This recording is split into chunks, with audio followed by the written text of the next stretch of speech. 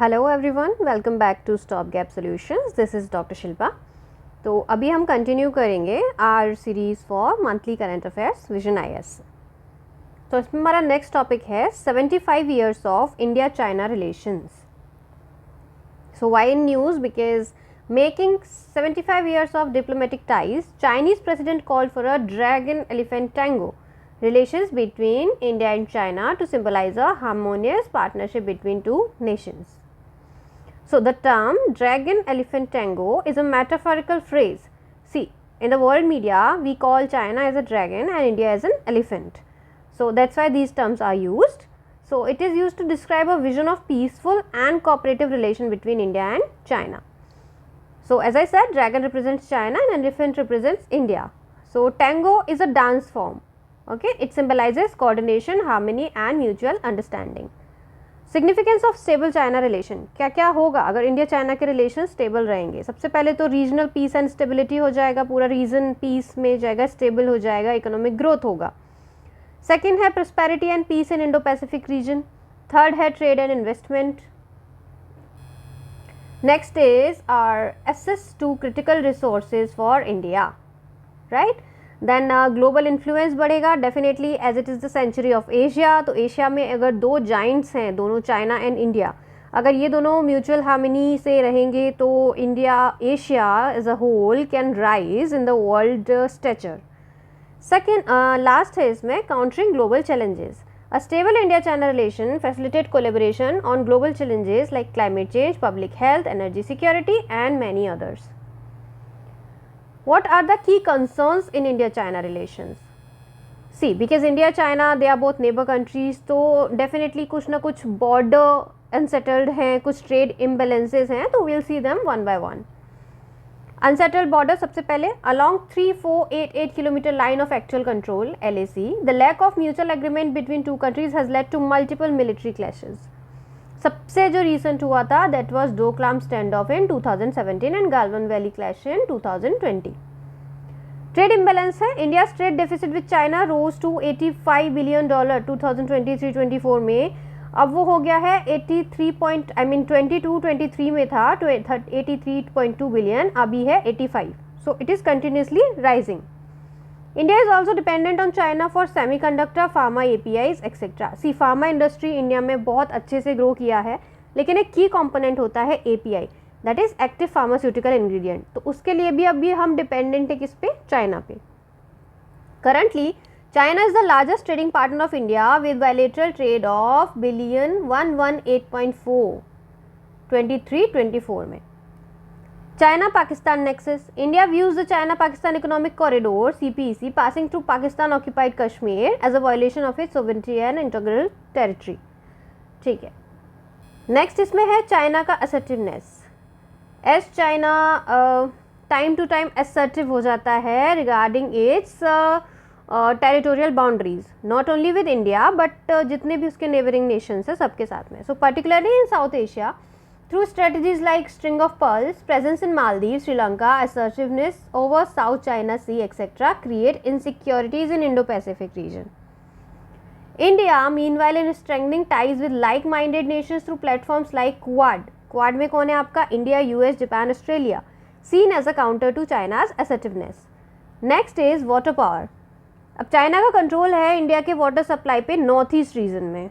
सी, क्योंकि Brahmaputra main river है हमारा जो वहाँ से आता है, तो इसने यहाँ पे काफ़ी सारे डैम्स बना रखे हैं like जांगमू, Dagu, Jiexu, Jiacha dams and can use water as a geo strategic weapon against India, right. तो अभी इसका वे फॉरवर्ड क्या हो सकता है? डिप्लोमेटिक एंगेजमेंट हम बढ़ा दें. सी, किसी भी प्रॉब्लम का सोल्यूशन होता है communication. So maintaining open channel of communication through bilateral or regional cooperation like BRICS, SCO and others. दोनों ही कंट्रीज किस किस के मेंबर हैं? ब्रिक्स का है, SCO का है, G20 का है, AIIB का भी है. Building a relationship based on mutual respect and understanding, both countries need a durable base for rebuilding the relation based on threefold formula of क्या क्या होना चाहिए? म्यूचुअल रिस्पेक्ट होना चाहिए, सेंसिटिविटी होना चाहिए और म्यूचुअल इंटरेस्ट को एक दूसरे का ध्यान रखना चाहिए. Strategic balance.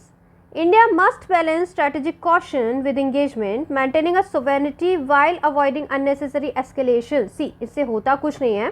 अगर आप वहाँ से 2-4 किलोमीटर्स एस्केलेट करते हैं चाइना इंडिया के लिए, इंडिया कभी एस्केलेट करता नहीं है, बट अगर होता है तो हम उसको आंसर करते हैं। उससे होना कुछ भी नहीं है, those are totally unnecessary escalations, because in the end status quo ही मेंटेन हो जाता है। We have seen this then and then again and again. ठीक है, next is water resource management, enhancing cooperation on sharing hydrological data for transboundary rivers and exploring mechanism for joint management to mitigate the potential conflicts. और है confidence building measures होने चाहिए, expanding these measures beyond military interactions to include economic and cultural exchanges in border region could foster greater trust. ये छोटा सा map है, we can appreciate that. ये जो एरिया है सिक्किम में, this is Doklam tri junction of Bhutan India China. ये है आपका अरुणाचल प्रदेश वाला बाउंड्री जो है, जहाँ पे चाइना रेगुलर आपको एस्केलेशन करता ही रहता है। दिस इज लद्दाख एरिया जो कि उसके बॉर्डर से है। सो इंडिया चाइना बॉर्डर में ये red one was the western sector, yellow one is the middle sector and this blue one is the eastern sector. ये सारा का सारा हमारा चाइना के साथ बाउंड्री मेक करता है। ठीक है, इसका कंक्लूजन क्या होना चाहिए? The foreign minister of India doctor S Jaishankar in his book, now this is also important, ये बुक लिखा किसने है? Not for UPSC but for state PCS. The India way strategies for an uncertain world argued that managing China is about realism, agility and strategic clarity. In this context, it would be prudent for India to pursue a steady course of balancing engagement with deterrence, leveraging global partnership and asserting its interest without becoming a proxy in larger power rivalries. हमको क्या करना है? Maintain करना है। From the very beginning, जब भी हमारा freedom मिला है हमको, तब से अभी तक we are approaching with balancing with the power. हमने किसी के साथ अलाइन नहीं किया, that we called non alignment, और हम किसी के लिए असर्टिवनेस भी नहीं रखते हैं। So we are maintaining a balance. In this uncertain world, managing China is not about reaching a final settlement but about sustaining equilibrium through strength, diplomacy, foresight, hallmarks of a mature global power. ठीक है, अभी जब हमने थोड़ी देर पहले पढ़ा था तो we read about string of pearls. तो let's see what is string of pearls. It refers to a geopolitical and strategic framework in China developing a network of commercial military assets, जिनको वो पल्स कहते हैं, along the Indian Ocean region to secure its energy routes and expand its influence. अब ये कहाँ पे है? China has invested in developed port facilities in countries like Pakistan में ग्वादर, श्रीलंका में हम्बनटोटा, बांग्लादेश में चिटगांव, म्यांमार में सिद्वे and cocoa.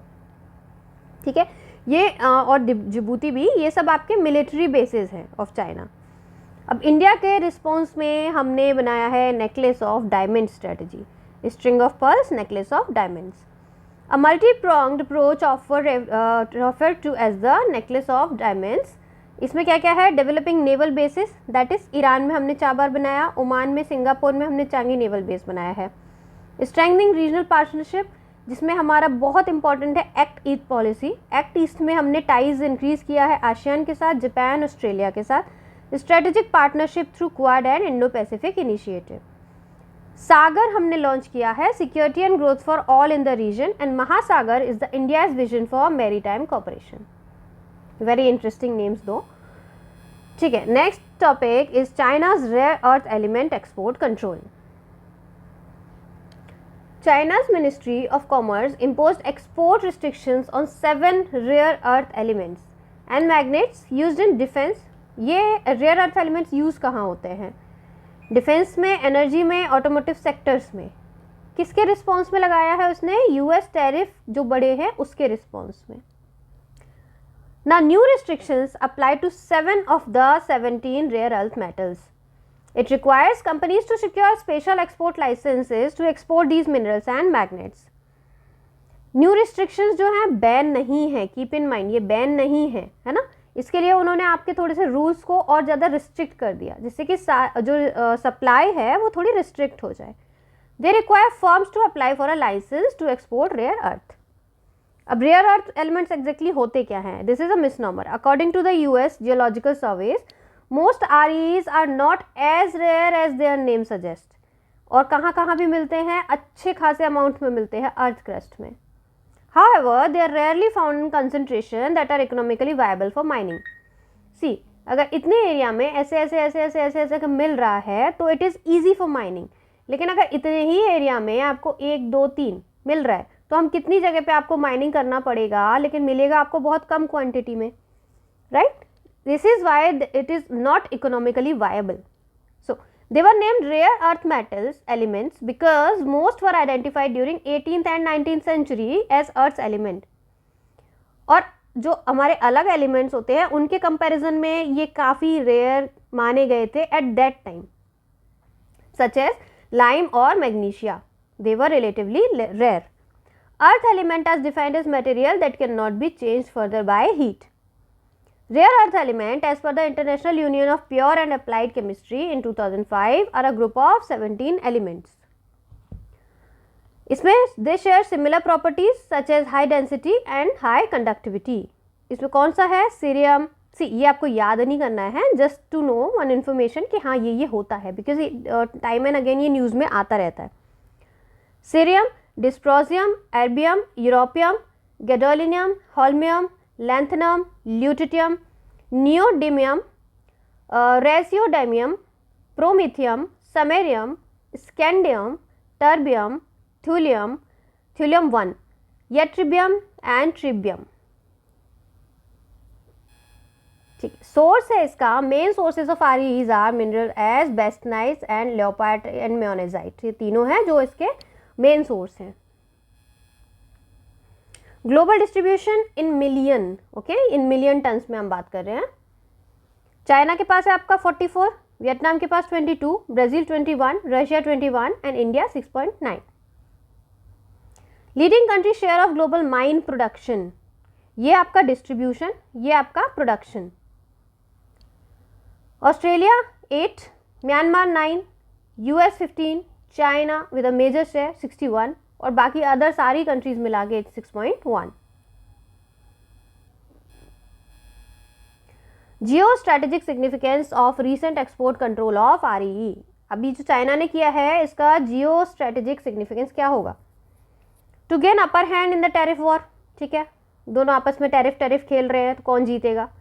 Implication on critical technologies, yttrium and dysprosium which are widely used in the manufacturing of jet engine component, defense equipments and advanced electronics. ठीक है. Global supply chain disruption, weaponization of R E E, मतलब जब मेरे पास है तो मैं नहीं दूंगा, मेरा बल्ला मेरी बैटिंग, बात खत्म. Between 2023 and 25, China began imposing export restrictions of strategic material including gallium, germanium and others. Geostrategic alternatives. Longer term consequences include diversification of supply, reshoring the friendshoring of manufacturing and acceleration of recycling. अभी होगा क्या अगर ये जल्दी से ख़त्म हो जाता है देन इट्स ओके, लेकिन अगर लॉन्ग टर्म तक ये चलता है रेस्ट्रिक्शंस तो ग्लोबल सप्लाई क्या करेगा, वो आपके इसके ऑल्टरनेटिव्स ढूंढने लग जाएगा. दूसरी जगह माइनिंग स्टार्ट हो जाएगा, जहाँ पे हमारे को पता है ऑलरेडी कि रिजर्व्स हैं, हम वहाँ माइनिंग स्टार्ट कर देंगे, मैन्युफैक्चरिंग स्टार्ट कर देंगे. It's very simple. Next is global effort to reduce dependence on China. तो अभी ग्लोबल एफर्ट्स क्या क्या हैं जिससे हमारा डिपेंडेंस चाइना के लिए कम हो जाए, ख़त्म नहीं होगा बट कम हो जाए.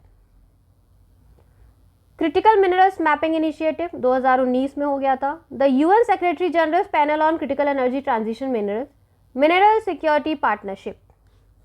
अब इंडिया के इनिशिएटिव क्या क्या है? Launch of national critical mineral mission, announced in budget 24-25 to secure India's critical mineral supply chain. कम से कम जो हमारे क्रिटिकल मिनरल्स हैं उनका सप्लाई चेन डिस्टर्ब ना हो. Second, the mines and minerals development and regulation amendment act 2023. Third है बायलैटरल एंड मल्टीलैटरल कोऑपरेशन, जैसे कि India Australia critical mineral investment partnership. Next है एक्सप्लोरेशन एफर्ट्स. कौन कौन से हुए हैं? डिपार्टमेंट ऑफ एटॉमिक एनर्जी ने डिस्कवर किया है huge source of in situ rare earth element oxide in Balotra, Rajasthan. ठीक है. So in conclusion, to reduce dependence on China for rare earth elements, countries में build strategic inventories, boost domestic production and invest in advanced refining technologies, deep sea explorations and recovery from secondary sources offer additional supply revenues. Streamlined regulations and private sector incentives are essential to accelerate self-reliance. Okay, So it ends here. Our next topic is India Sri Lanka relations. News में क्यों है? Prime Minister of India was honored with Sri Lanka's highest civilian award. Mitra Vibhushan during his 2-day state visit to Sri Lanka. की outcome क्या क्या निकला इसका? Defence cooperation बढ़ाएंगे, energy collaboration करेंगे, डिजिटल ट्रांसफॉर्मेशन करेंगे, असिस्टेंस देंगे. Assistance like India announce grant assistance for the development of Thirukoneswaram temple in Trincomalee, Sita Eliya temple in Nuwara Eliya and sacred city complex project in Anuradhapura. इसके अलावा India agreed on the conversion of $100 million in loans to grants. पहले वो loan की तरह दिया गया था, अभी उसको ग्रांट में कन्वर्ट कर दिया है. It announced 2.4 billion Lankan rupee package for the eastern province. And also we announced comprehensive capacity building program in India covering 700 Sri Lankans annually. अब इसका significance क्या है? Why? Just a second. Yeah, significance of India-Sri Lanka relationships. For both nation, cooperation at international forums. दोनों एक साथ मिलकर international forums में represent कर सकते हैं. Shared maritime security interest in Indian Ocean region. Energy cooperation, regional and multilateral cooperations. Both are a part of किस किस के पार्ट है? Commonwealth ग्रुप का भी है, Indian Ocean Rim Association का भी है और BIMSTEC का भी है. Military collaboration कर सकते हैं. Joint exercises like SLINEX, मित्र शक्ति, ये annually होती है. Sri Lanka also participated in Milan, the multilateral naval exercise hosted by Indian Navy. अब इससे मिलेगा क्या क्या? फॉर श्रीलंका, श्रीलंका को मिल रहा है फाइनेंशियल एड, सबसे बड़ी बात, पैसा, रुपया. उसके बाद IMF का बेल आउट. ठीक है, इंडिया उसमें आपको first among the first countries to provide financial assurance to IMF. ठीक है, इकोनॉमिक इम्पोर्टेंस बढ़ जाएगा. हमारा श्रीलंका में इकोनॉमिक इम्पोर्टेंस बढ़ जाएगा डेफिनेटली, क्योंकि हम टॉप FDI कंट्रीब्यूटर हैं, लार्जेस्ट सोर्स ऑफ टूरिस्ट भी हैं. ह्यूमैनिटेरियन असिस्टेंस भी हम प्रोवाइड करते हैं. एज इट इज़ हम लोग we are the first nation, one of the first nation. कहीं पे भी ज़रूरत होता है तो we provide humanitarian assistance and disaster relief. India को इससे क्या क्या मिल रहा है? Security of Indian ocean, alignment with India's policy, है ना. हमारा एक पॉलिसी रहता है नेबरहुड फर्स्ट का, सागर महासागर, तो इसमें हमारा ये सारे जो पॉलिसीज़ हैं वो अलाइन करते हैं. Indian origin Tamils. Around 1.6 million Indian origin Tamils primarily employed in tea and rubber plantation with a significant presence in Colombo's business sector. What are the irritants? अब ये तो सारी अच्छी अच्छी बातें हो गई. प्रॉब्लम कहाँ है दोनों रिलेशंस में? चाइनीज इन्फ्लुएंस है. चाइना's growing influence through the financial aid and project like Hambantota Port increases leverage over Sri Lanka impact India's interest. क्या होता है श्रीलंका में जब भी कोई नया गवर्नमेंट आता है, if the government is pro India तो इन्फ्लुएंस इंडिया का बढ़ जाता है. If the government is pro China तो इन्फ्लुएंस चाइना का बढ़ जाता है. And these comparatively small Nations, not only Sri Lanka, जैसे भी नेशंस है स्मॉल इन साइजेस, ये ऐसे ही फ़ायदा उठाते हैं इंडिया चाइना का. Next is Chinese vessel CN6 UN Wang 5 conduct data collection activities में potential aid future military operations against India. एक रेगुलर फिशरमैन डिस्प्यूट भी होता है. Sri Lanka opposes use of bottom trawlers by Indian fisherman and frequent entry to Sri Lankan waters citing concerns regarding environmental damage and overfishing. Territorial dispute भी है over Kachativu Island ceded to Sri Lanka in 1974. ये हमेशा news में रहता है कि ये disputed island है, किसको मिलना चाहिए. तमिल का एथनिक इशू भी है. Slow reconciliation efforts, example delay in implementation of 13th amendment in Sri Lanka's constitution post Tamil Sinhala conflict impact India's domestic policy. ठीक है, इससे इंडिया के डोमेस्टिक पॉलिटिक्स पे भी इफेक्ट पड़ता है, क्योंकि we have a good amount of Tamil ethnicity people here. ठीक है, वे फॉरवर्ड इसका क्या होना चाहिए? India's 5S approach, that is सम्मान, संवाद, सहयोग, शांति, to create conditions for universal समृद्धि. सम्मान देंगे, संवाद करेंगे, सहयोग करेंगे, शांति बढ़ाएंगे, जिससे समृद्धि आएगी. Constructive engagement. Establish a permanent bilateral institutional mechanism to address fishermen disputes, moral persuasion and developmental support to push for the effective implementation of 13th Amendment. Soft power and cultural diplomacy, multilateral cooperation. All right, so it ends here. Next is India-Saudi Arabia relations. Why in news? Because recently Prime Minister visited Saudi Arabia. और इसके outcomes क्या क्या निकले हैं? Strategic Partnership Council, the second India Saudi Arabia SPC created 2 new ministerial committee on defense cooperation and tourism. High level task force on investment aims to fast track Saudi Arabia के 100 billion investment को fast track करना है. MOUs agreement sign किस किस के बीच में? Space, anti doping education and prevention, health and others. ठीक है, ये थोड़ा मैप में हम देख लेते हैं. This is your Saudi Arabia, ये यमन है, this is Oman, UAE, here is Iraq, Jordan, this is Red Sea. ठीक है, सिग्निफिकेंस क्या है दोनों कंट्रीज के लिए? India Saudi ties reflect India's Middle East policy shift from a past limited to remittance and religious diplomacy. पहले हमारा क्या था ना, काफ़ी बहुत लिमिटेड सा था. हम रेमिटेंस पे रखते थे क्योंकि हमारे यहाँ से बहुत लोग वहाँ जाते थे, कमाते थे, रेमिटेंसेस भेजते थे, या रिलीजियस डिप्लोमेसी होता था because we have a sizeable Muslim population here. तो एक रिलीजियस टूरिज्म की तरह भी उसको देखा जाता था. बट अभी we have entered a new era of investment flows, strategic dialogues, joint defence programmes and others. ठीक है, next is strengthening bilateral relations. Riyadh declaration जो 2010 में हुआ था, elevated ties to strategic partnership and bilateral defence agreement also. क्या क्या है? अल मोहद अल Hindi naval है हमारा, सदा तंसीक ये हमारा आर्मी का है. Both partners in regional maritime security trade corridor. Example Indian Ocean naval symposium होता है, कंबाइंड मैरीटाइम फोर्सेज हैं, conference on interaction and confidence building measure in Asia, that is CICA. अब इंडिया के लिए क्या क्या है? Saudi Arabia is a key supplier of crude and petroleum products. For instance, Saudi Arabia remained India's third largest source of crude oil and petroleum. It was third larger LPG supplier also. Strong and growing economic partnership. For instance, bilateral trade reached $43 billion 23-24 में, and Saudi Arabia is currently India's 5th largest trading partner. खलीजी capital and investment. India aims to leverage खलीजी capital, sovereign wealth fund है वहाँ का, for its economic growth. Strengthening people to people and cultural ties, ये हम हमेशा ही करते हैं. Centre tourism, counter tourism and strategic cooperation, and support to moderate Islam and regional stability. Saudi Arabia के लिए क्या क्या है? India Saudi Arabia economic relations बढ़ेगा because India is Saudi Arabia second largest trading partner. Vision 2030 synergy. Saudi Arabia का एक vision है 2030 के लिए which aims to diversify its economy and India is seen as a key partner in this transformation. Challenges in India Saudi Arabia relation. अभी ये सारा अच्छी बातें. चैलेंजेस क्या क्या है? लेबर एंड माइग्रेशन पॉलिसी सबसे बड़ा. सऊदी अरेबिया का Saudization policy mandates local hiring quotas limiting jobs. Trade imbalance है. ठीक है, दोनों अच्छे पार्टनर्स हैं लेकिन इंडिया का सऊदी के साथ में ट्रेड इम्बेलेंस बहुत ज़्यादा है, ट्रेड डिफिसिट है. डिलेड स्ट्रेटेजिक प्रोजेक्ट्स, हम स्टार्ट कर देते हैं लेकिन उसमें बहुत ज़्यादा डिले हो रहा है.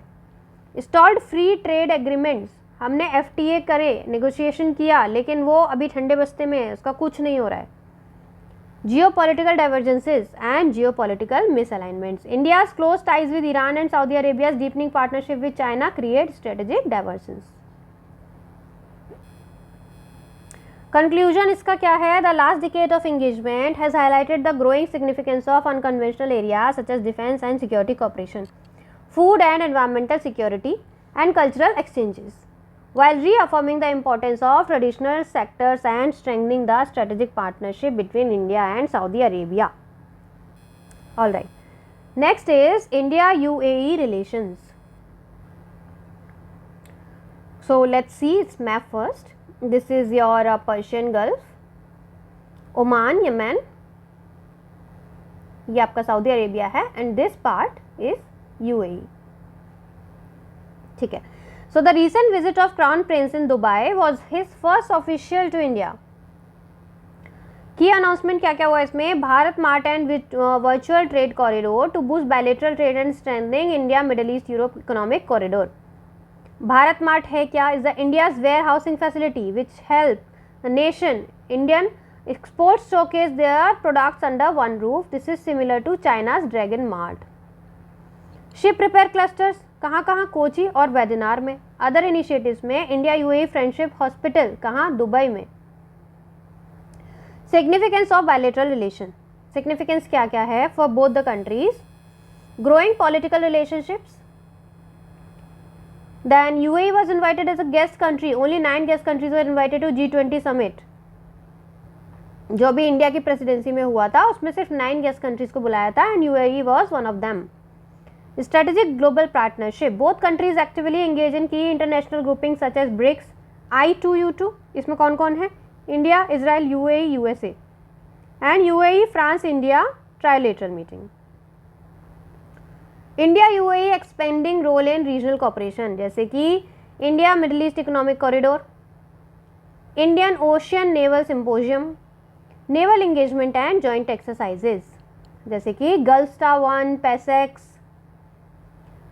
ठीक है. For India, UAE's pivotal role as India's key energy partner. UAE is India's 4th largest source of crude oil and 2nd largest source of LNG and LPG. Robust trade relation, deepening economic integration and investment.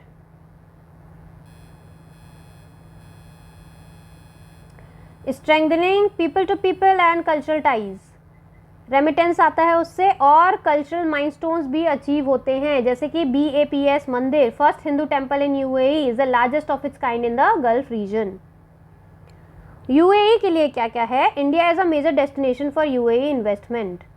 UAE's enhanced market access under SEPA and India provides food security as UAE's agriculture vulnerability only 0.7% is the arable land there.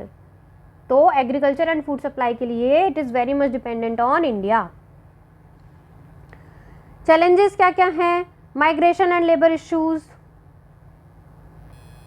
ठीक है. The kafala system is a sponsorship based labour system in Gulf countries where employers have control over the foreign workers legal status including their visas and employment condition. यही सबसे ज़्यादा problematic है यहाँ पे. क्या है? Kafala system. Trade imbalances, energy pricing and OPEC disagreements, air services agreement disputes, regional crisis, India Iran versus UAE China dynamics. India अगर Iran के साथ सपोर्ट करता है तो यूएई चाइना के साथ सपोर्ट में है. ठीक है. एक छोटा सा चार्ट है जिसमें हम देख लेते हैं India UAE cooperation in new and emerging areas. Currency pact है हमारा. Digital payments, NPCI enables UPI for Indians in UAE. Food security corridor हमारा एग्रीमेंट साइन हुआ था 2022 में. 7 billion agreement aims to triple food trade by 2025. Civil nuclear cooperation, focus on operation and maintenance of the Barakah nuclear power plant by India. Again, conclusion. So, India-UAE relations have evolved into a strategic partnership marked by strong trade ties and cooperation. However, challenges like geopolitical balancing, energy debates, and labor concerns must be navigated carefully. All right. So, 6th BIMSTEC Summit. Why is it in news? Because the 6th BIMSTEC Bay of Bengal Initiative for Multi-Sectoral Technical and Economic Cooperation Summit with theme BIMSTEC Prosperous, Resilient and Open. क्या theme था इस बार का? Prosperous, Resilient and Open. कहाँ हुआ? Concluded in Bangkok under chairmanship of Thailand. Major India-led initiative launched at 6th BIMSTEC Summit. To be set up in India on disaster management, sustainable maritime transport, traditional medicine and research and training in agriculture. BODI, BIMSTEC for organized development of human resource infrastructure, for skilling the youth through training and scholarship profession students, researcher and others. Digital public infrastructure, India to conduct a pilot study assessing its need in the region. Strengthening people-to-people linkages. So, India to host first BIMSTEC games in 2027. कब host करेंगे हम? 2027 में पहला BIMSTEC game. India would also host BIMSTEC traditional music festival. Other outcomes क्या क्या इसके? Establishing BIMSTEC Chamber of Commerce, BIMSTEC Bangkok Vision 2030, Agreement on Maritime Transport Cooperation, MOUs with Indian Ocean Rim Association, and adoption of rules of procedure for the BIMSTEC mechanism. BIMSTEC के बारे में थोड़ा सा पढ़ लेते हैं। जेनेसिस इसका है, it is regional organisation established in 1997 with signing of the Bangkok declaration. किसके साथ? बैंकॉक डिक्लेरेशन साइन हुआ था। ओरिजिनली 4 मेंबर्स थे, Bangladesh, India, Sri Lanka, Thailand. Acronym था इसका बिस्टेक। सेक्रेटेरिएट है ढाका, बांग्लादेश में। मेंबर अब भी 7 हैं, Bangladesh, Bhutan, India, Myanmar, Nepal, Sri Lanka and Thailand. BIMSTEC charter, foundational document that outlines the goal, principle and structure. ये फाइनलाइज हुआ था हमारा 2022 में 5th समिट जो था। Charter confers legal personality on the grouping and paves the way for external partnership and admission of observers and new members. So these are the member nations, India, Nepal, Bhutan, Myanmar, Bangladesh, Thailand and Sri Lanka. Objective है इसका to create an enabling environment for rapid economic development and social progress and maintaining peace and stability in the Bay of Bengal region. ठीक है, अगर इसके बारे में लिखने के लिए आ जाता है तो we'll continue with this topic. 7 priority areas, pillars हैं इसमें, each led by 1 member country. Trade investment कौन देख रहा है? Bangladesh. Environment and climate change देख रहा है हमारा Bhutan. People to people contact Nepal. Agriculture food security Myanmar. Science and technology innovation Sri Lanka. Connectivity Thailand. India is the lead country for security pillar under which there are 3 subsector: counter terrorism, transitional crime, disaster management, energy security. Now how BIMSTEC can help realise India's foreign policy objectives. ये alternative है किसका? SAARC का, क्योंकि SAARC का progress नहीं हो पाता है because of India Pakistan tensions.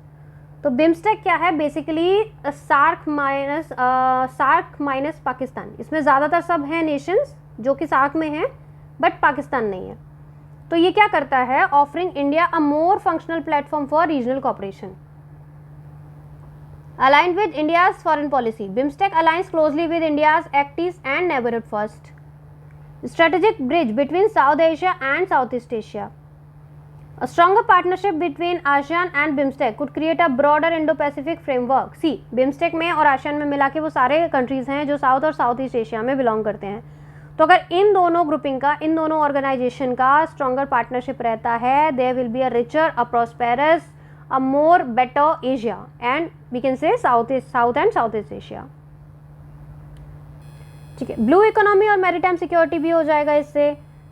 और जो हमारा सागर इनिशिएटिव है, it also aligns effectively with this. South Asian integration focuses on infrastructure, energy and transport connectivity, promoting regional integration through projects like BIMSTEC Master Plan for Transport Connectivity. ये तो हो गया सारा अच्छा बातें। अब इश्यूज़ क्या हैं बिम्स्टेक के साथ? स्लो ऑर्गेनाइजेशनल प्रोसेस है। Charter enforced after 27 years of formation. 6 he summit हुए हैं अभी तक। जियोपॉलिटिकल चैलेंजेस बहुत ज़्यादा है इसके सामने। सबसे बड़ा है चाइनाज का growing influence in the member countries through belt and road initiative.